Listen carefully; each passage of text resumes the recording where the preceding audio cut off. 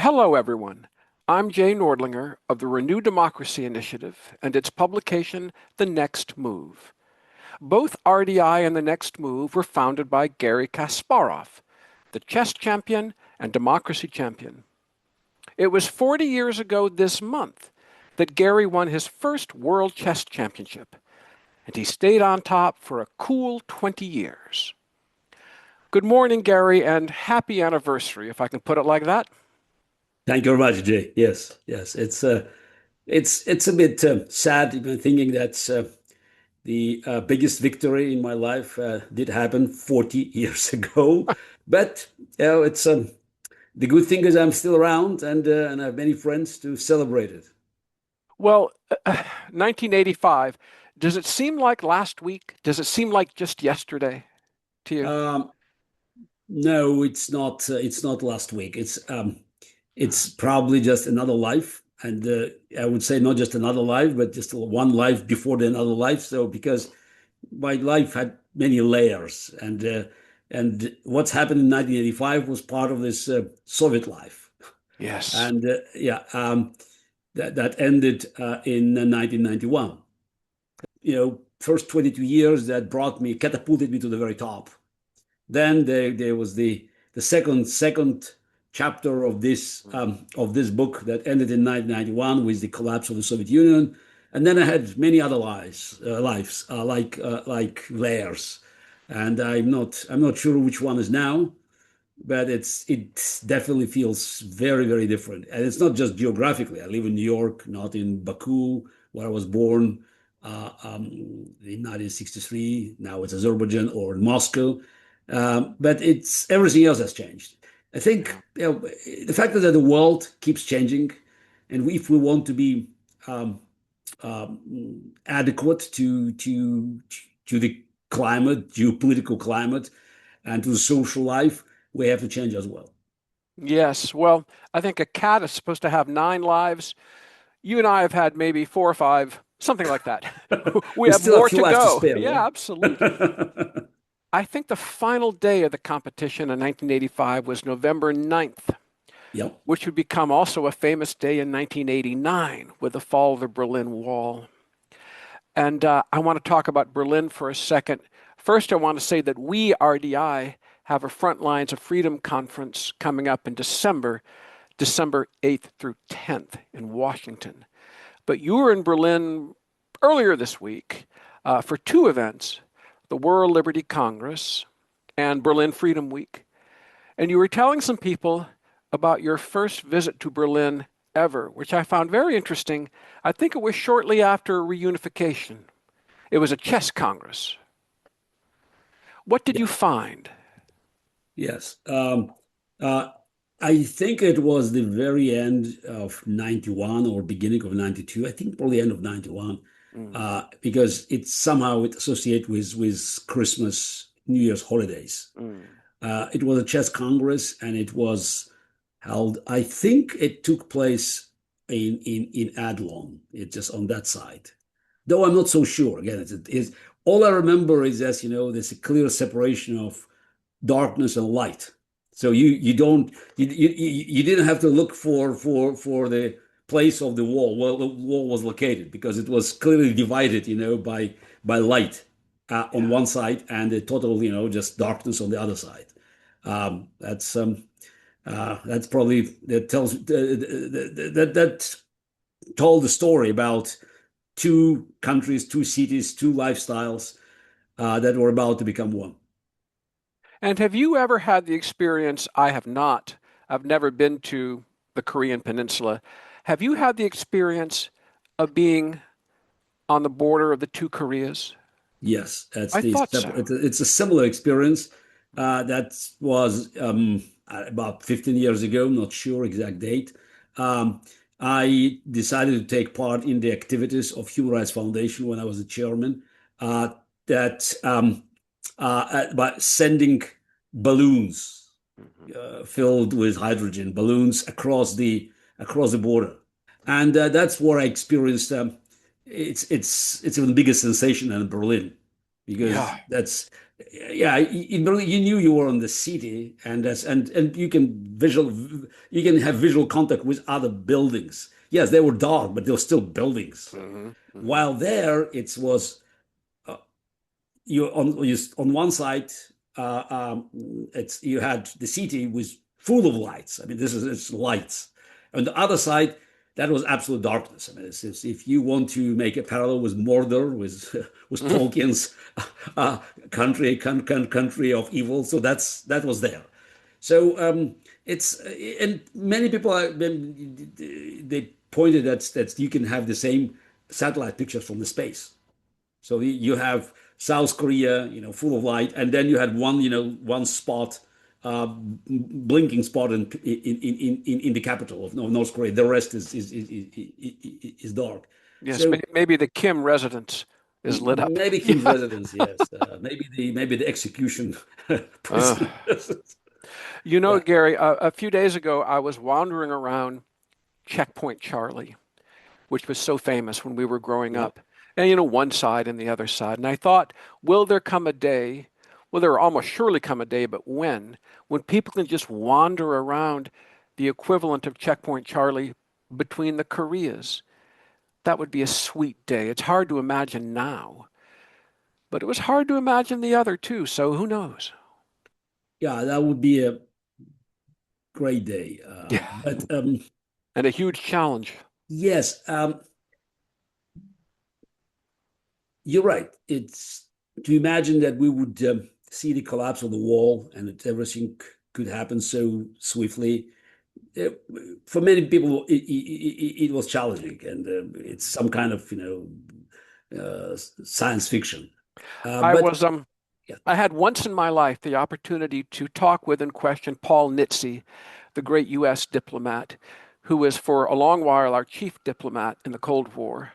And I said to him, "Were you surprised by the collapse of the Soviet Union in the Cold War?" He could have told me anything. This was after the fact. And he said, I thought this was such a candid answer. He said, "Yes, yes, I was." And so who knows? but I could sense that something was cooking Hmm. back then because I grew up in the Soviet Union and I could sense these vibrations. And my victory on November 9, 1985, was also one of the signals for many people in the Soviet Union that things could change. If uh, a rebellious boy, half Armenian, half Jewish from Baku, beats a Russian champion from Urals.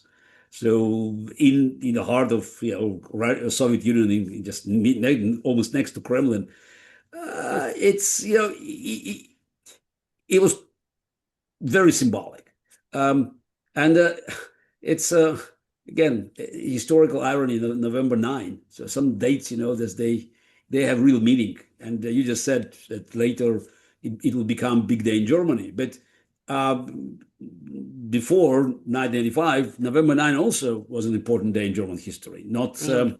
Not a good one. So it's this Beer Putsch in 1923, but even much worse, the Kristallnacht in 1938. So yeah, Yeah. so it's again history has a very funny way of playing with us, so especially with dates. Some dates, just they're dates on the calendar, and some dates, like November 9th, for instance, they carry so much Wait. power of just Yeah, telling yeah. us stories, either bad or good or both. So So November 9th, 1985 was in the Tchaikovsky Concert Hall, one of the most famous concert halls in the world, site of the Tchaikovsky competition. And had Gorbachev risen to the top? I can't remember what month in 1985 he came in. uh, yeah, Gorbachev ascended to the top in March Aha. after Chernenko died. It was the end of this power struggle in the Politburo, Yeah. and it was not as as simple, good or bad, as many saw it at the time, and even today, for many observers, but also for some experts, it just it looked as the triumph of reformers over old guard. Gorbachev affiliations within Soviet power structures were not so innocuous. So he always had a backup of KGB. Garry, in 1985 November, did Gorbachev congratulate you? No, look, it was Would still that he have been risky for him? Or I mean, two you were Soviet. you were a Soviet citizen. You'd won this championship, Yeah, and we both were Soviet citizens, and uh, and both meaning Karpov meaning, yeah, yeah. yeah, Karpov, yes, but and also for I mean the majority, overall majority of Soviet bureaucracy. I mean, Karpov was one of their own, and Yeah. I was definitely a rebel, so they didn't like me. I mean, not just because of my Jewish Armenian roots, but also because they didn't feel that I would be as loyal to the party course as You Karpov. weren't a good boy. No, I was not a good boy. Yes, I Yeah, just yeah, good. yeah, I tried to be. I tried to look like a good boy, but they could smell trouble, and I just Yeah. remember in 1987, as the head of the Soviet Sports Committee, Marat Gramov was, I mean, typical Soviet bureaucrat. This is the kind of square face, uh, always I could feel that this animosity towards me. But in 1987, after I beat Karpov, in match in '85, then won the rematch, and then '87 I survived another challenge from Karpov. And it was clear. I think, oh yeah, it was the beginning of '88. It was clear that I would be there. Just that's it. And he invited me, and he tried to be nice. I mean, that's as much as this kind of person could be nice. Mm. And he just said, it's I had to talk to many of party bosses, and I had to tell them that yeah, they may not like it, but there's not the problem if the Jew is the world champion. So but he tried to. This is a way for him just to show his not appreciation, but he just tried to make peace. But that's the way. He thought that he could buy my confidence. Yes. Garry, I assume you've met Gorbachev? I met Gorbachev only once. Hmm. Uh, Did you ever meet Putin? no, I never met Putin. Yes, and Mhm. I met Gorbachev under very strange circumstances after this ethnic cleansing in Baku. I'm still cautious to use the word genocide in January 1990, when we just had to run for our lives, and I witnessed what's happened in the city, and Alexander Yakovlev.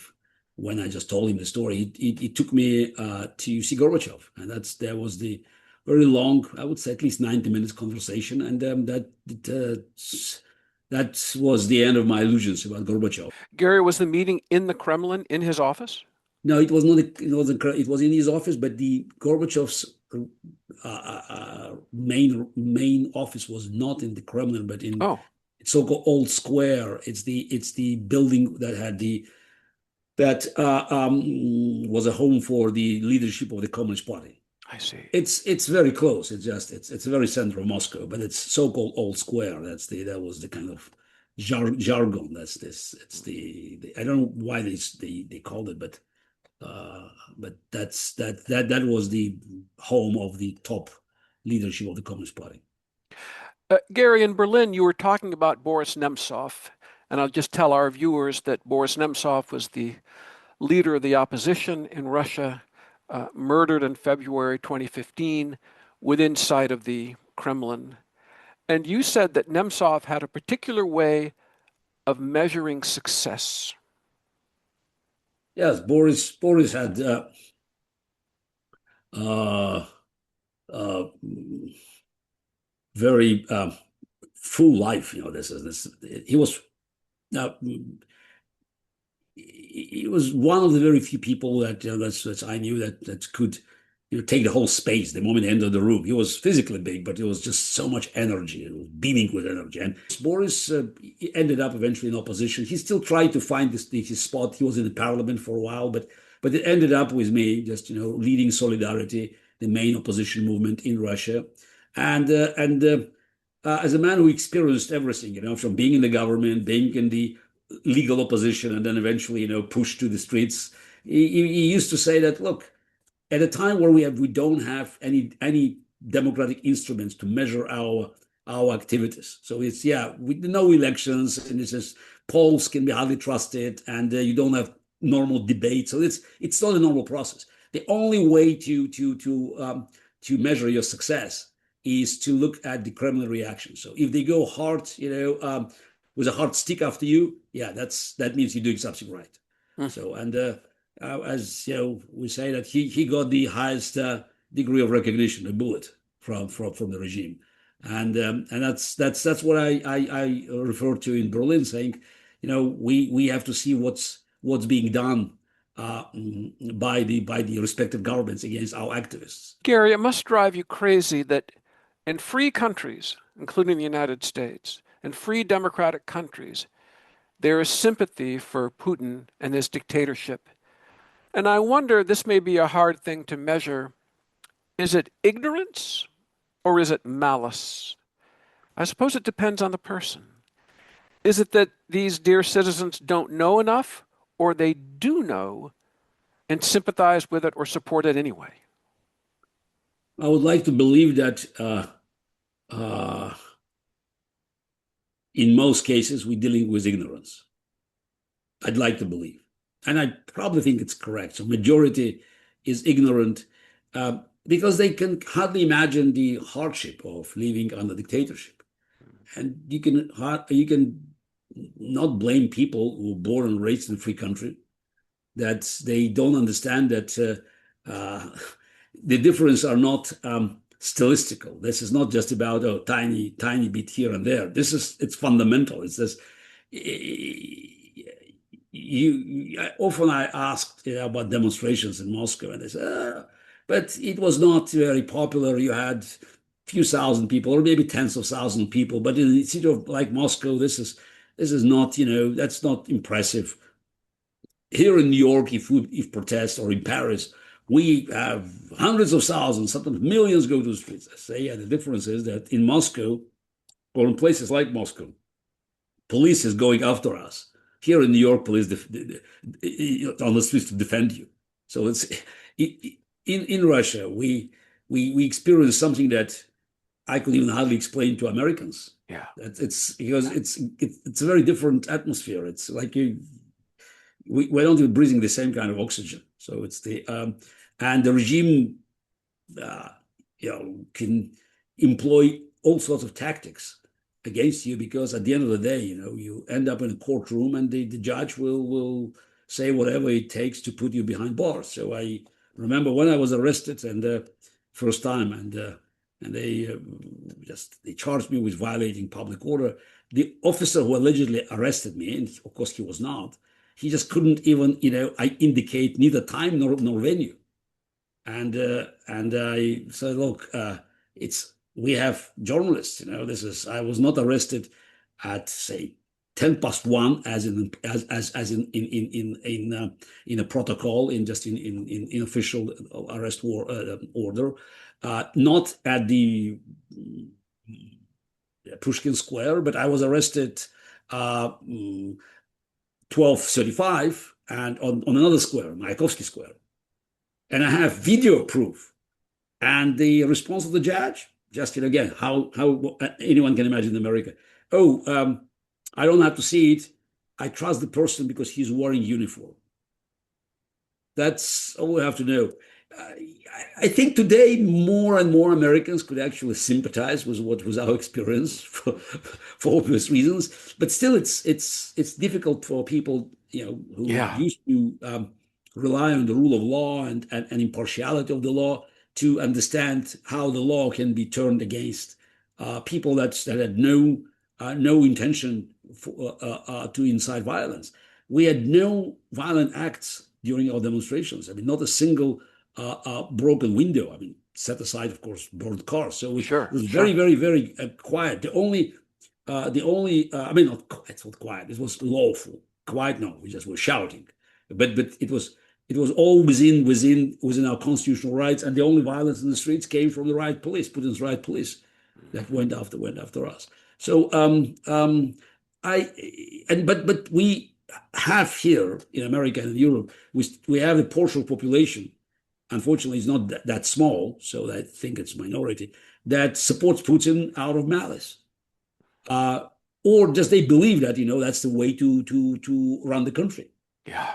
I'm not sure they would be very happy if they could experience the same things as we did, in Russia. So here, but somehow they think that it's a correct way to deal with the protest. Yeah. Gary, let's talk about the Ukraine war for a minute. You were saying the other day that it's only the bravery of the Ukrainians on the front lines in particular that is keeping Europe from a broader war. And that's a very powerful statement to make. And I think about my own country, the United States. I've often quoted Charles Krauthammer. Uh, I asked him, do you think Israel will survive? And he said the survival of Israel depends on two things: the will of the people to survive and the support of the United States. And I thought that the same has applied to Ukraine. But it seems that on the whole, the United States has withdrawn its support. And so Europe is all the more important. And we think about this question every day. Can Ukraine survive this onslaught? And how? Especially with the change of posture in the United States. Yes, Ukraine protected Europe against Russian onslaught because Putin's war against Ukraine was not just about Ukrainian statehood that he wanted to eliminate, to destroy, or Ukrainian nation that he wanted to assimilate. It was a part of a much bigger war against the free world, against the world order that he thought was not complementary to his plans. So he wants to live in a world where might is right and the big powers decide for others. And it's not my fantasies or my interpretation of his words. I'm simply translating what he and his propaganda have been saying over years. And now it's being repeated 24/7, and it's getting the messages about Ukraine and about Russia's war against the free world. They're getting more and more aggressive. So winning war in Ukraine, as Putin expected to complete in 4 days, and as we know, Americans and Europeans had the same expectations about Ukrainians' ability to resist. Putin would not have stopped in Ukraine. So the fact is that the war now is lasting for almost 4 years, and Putin's armies have been not destroyed, but mostly it's exhausted in Ukraine. Bought time for Europe. Europe is still slow, but naturally the threat to the Baltic nations or to Poland or to other European countries has been decreased because Putin doesn't have unlimited resources to conduct wars against Ukraine and against others. So Ukraine, by making tremendous sacrifices, preserved the world order and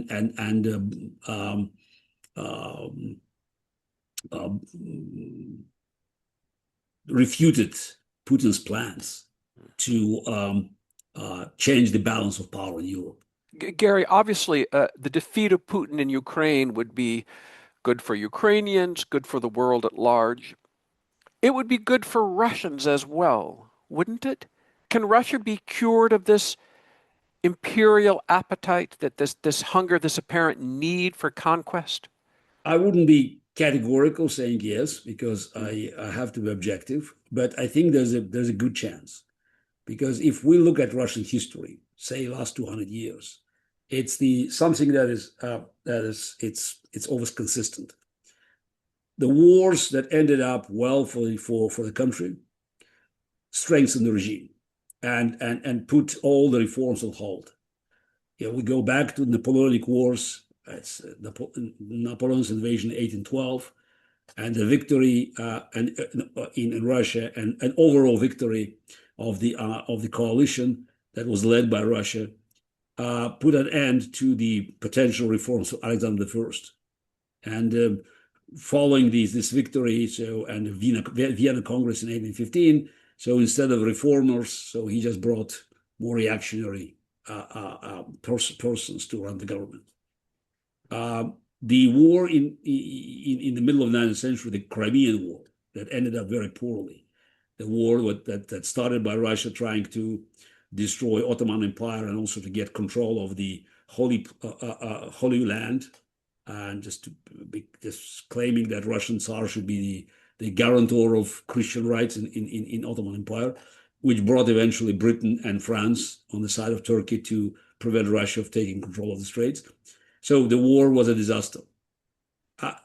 Following this outcome, Russia experienced the most profound liberal reforms ever in 1861, just in early 1860s, including the end of the serfdom and also the jurors, the change of legal system. So phenomenal changes. The collapse or just the failure in the Russo-Japanese War in 1904-1905 led to also very profound changes. The end of the absolute monarchy and move to the constitutional monarchy. And it was also a revolution that forced Tsar to make these concessions. Though the war happened 5,000 miles away. It's just God knows where. So it's so far away. So it's in the Far East. But it still had a profound impact on political and social life.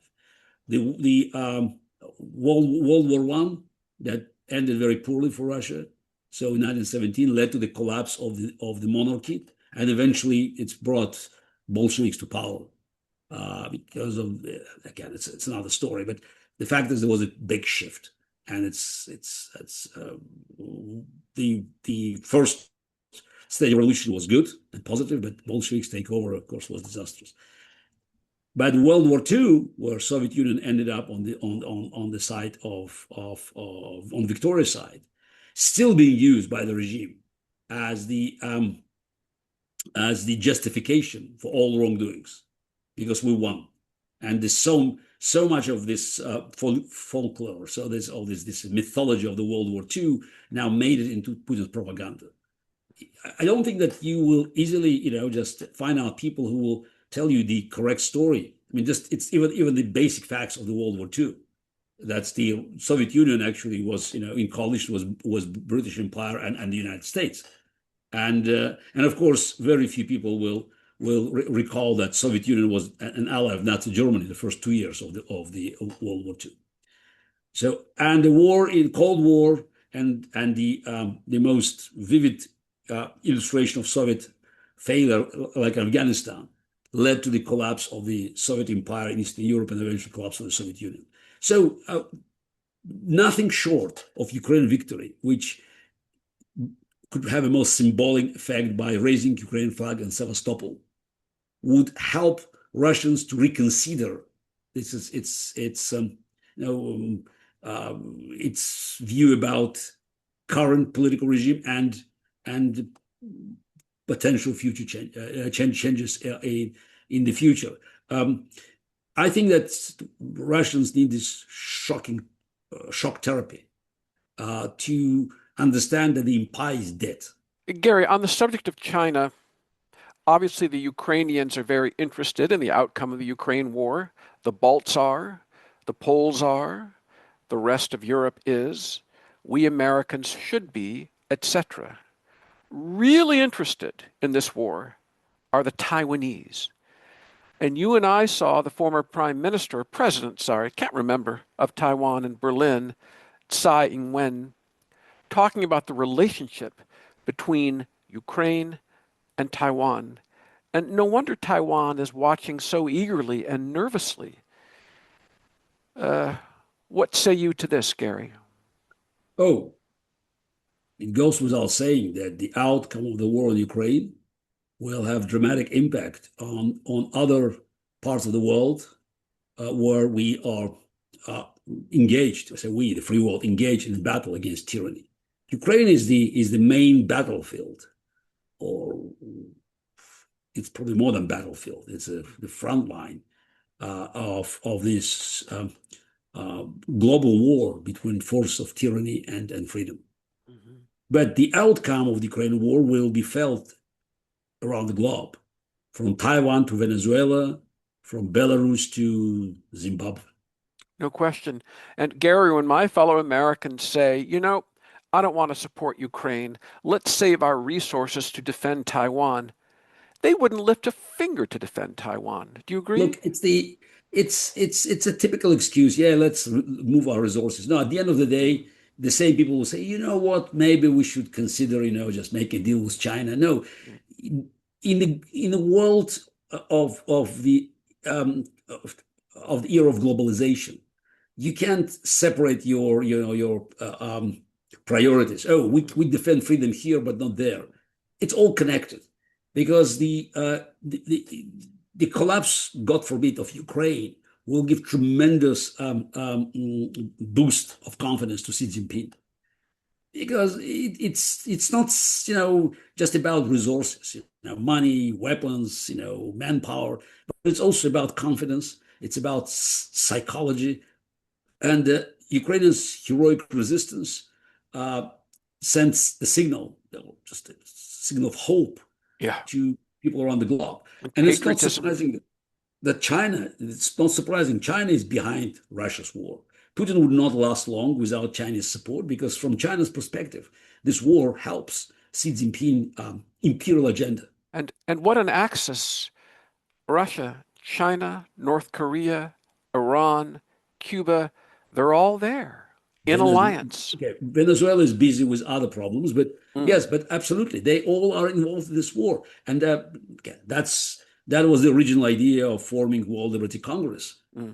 of between Ahmadinejad, Leopoldo Lopez, and myself. So having Iran, Venezuela, and Russia, three leaders, so just getting together because our countries, our dictators have been cooperating very, unfortunately, very successfully. Hmm. Um, but the axis of evil has been expanding, and it's yet for the free world to recognize that this is the war Hmm. because they help each other, and they're not just simply concentrating on the areas of their immediate interest. So Yeah. they go just around the world, and you look at African continent. Just, yeah, I'm sure you spoke to many of our African delegates in Berlin, and you always hear, Russia, China. So of course you have some money coming from the United Arab Emirates, but on the ground you always have Russians and Chinese Yes. pushing the anti-Western agenda. Yeah. Hey, Gary, we, RDI, the Renew Democracy Initiative, we have this conference coming up in Washington, Front Lines of Freedom Conference. What would you like that conference to do? Or what are your expectations of it, your hopes about it? Oh, the idea of this conference, as most of our work, is just to educate Americans about the challenges. Because one of the I think current challenges here in America, and one of the reasons of this current political predicament is that a lot of people still don't get it.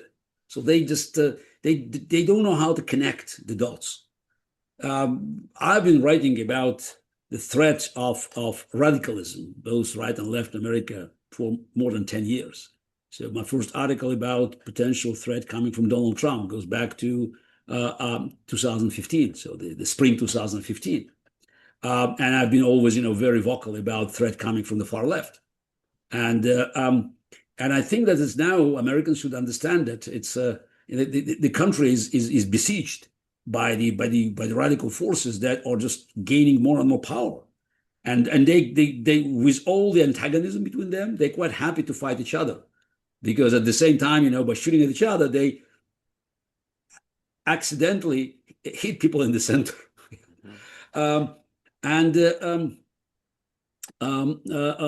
Americans, I think they're getting it gradually, but still, it's they live in this world of dichotomy, Republicans, Democrats, and I think it has to change now because it's simply saying, "Oh, I vote against Donald Trump for whoever is presented by Democrats." It's not good because it fuels the same uh, um, emotional attachment to radicalism. Yeah, okay, it doesn't matter. This is yeah, I vote for Mamdani because Trump is bad. Oh no, I will vote for whoever is there, some crazy guy there on the right for MAGA, Nick Fuentes because Mamdani is bad. This is how we should, we should uh, um, this is where we should break this vicious circle.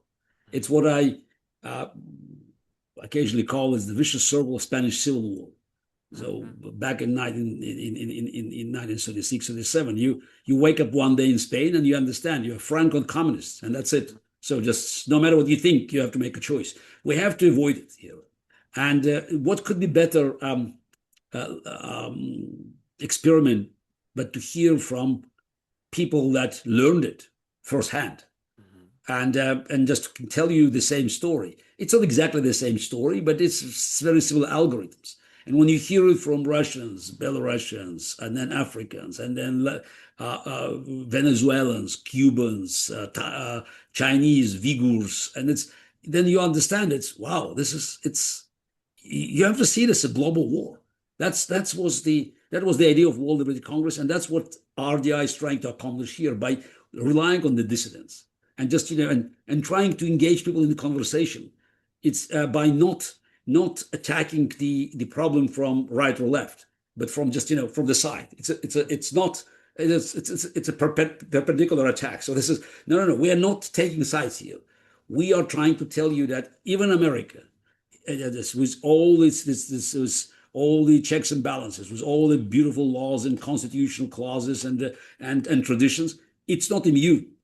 It's not immune against the rise of authoritarianism, and again, simply just pointing out that Trump is bad by just let's go to the other side doesn't solve the problem. We just have to understand that the nature is a lack of understanding that preserving the fundamental values that made America great. So it's a key, and these values, I mean, they should not be associated with one political party or another. Well said, well said. Well, Gary, here at the end, I have one final question relating to chess. The player Good. Nakamura defeated his opponent in an exhibition match. I should point it was an exhibition. He took the man's king, as I understood it, and threw it jubilantly into the crowd. That didn't, had never seen that before. Kosher or not kosher? Look, the key word that you just said twice, exhibition. Hmm. Yeah, it was an exhibition, and Hikaru is a great promoter of the game of chess, and it's again it became viral. So I would say it may contradict the image of the game of chess, the old tradition, people sitting, gradually moving pieces, but the world of chess has Well, changed. but also sportsmanship. I mean, The you've sponsorship. never done it. Have you ever done it? No, I never No, done it because I never no, played. This is this event in such a big hall. Yeah, I'm different, so no. I could have done it. So this is Maybe a I little bit don't of think it's Broadway, maybe a little bit of show it's business. about I know. promoting the game. So because Yeah. the way the game is being played, and it's not just chess. Chess survival depends very much on its ability to adjust. And that's why yes, our beloved game is around for 1500 plus years. So because it always adjusts to the demand of time. And this is and yeah, we can have this long conversation about how chess moves or chess rules have been adjusted to make sure that they feel the framework of social and political rules of a given time. And it's an exhibition. It's era of technology, of social media, Yeah. and the dynamism. Game of chess was played for hours, and then we had the Germans, and it's all disappeared now. It's all very fast. It's all fast, dynamic. Um, I I think that's fun and important thing. People talked about it. Hmm. So this is True. more people talked about it, and it's if this kind of gestures, yeah, you may have some kind of the old fashioned criticism, and as somebody who's 62, I may be sympathetic with his arguments, but again, Hikaru is a great chess promoter, and again, I wish we could have more, this such funny accidents that would Yeah. help us to promote game, just and further. Well, ladies and gentlemen, I'm Jay Nordlinger of the Renewed Democracy Initiative. We've been hearing from RDI's founder and chairman, the champion Garry Kasparov. Thank you, Garry, and again, happy anniversary. Thank you, Jay. So long, everyone.